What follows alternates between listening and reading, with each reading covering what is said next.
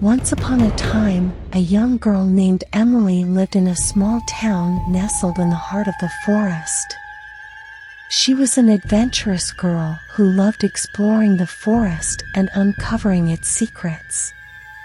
But one day, wandering deep in the woods, she stumbled upon a hidden cave.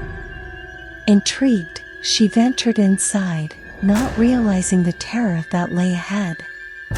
As she walked further into the cave, she began to hear strange noises, whispers of voices.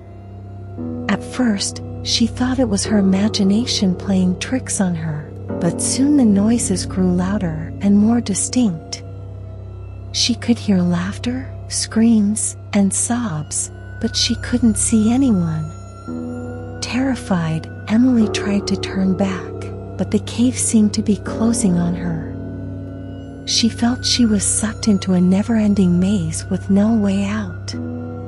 The whispers grew louder and louder until she could no longer distinguish one voice from another. Suddenly, the ground beneath her gave way, and she fell into a bottomless, dark pit. She was lying in the middle of a dimly lit chamber when she came to.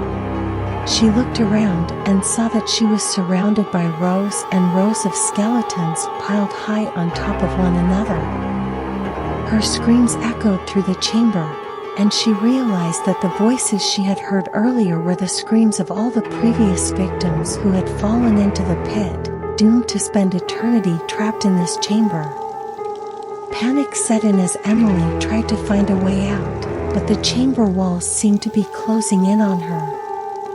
Suddenly, she heard a soft and barely audible voice whispering in her ear. "You're the next one.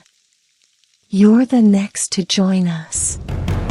Emily's screams echoed through the chamber as she realized she was trapped and there was no way out. She lay there, alone with the skeletons, until her screams faded, and she was just another forgotten soul in the chamber of horrors.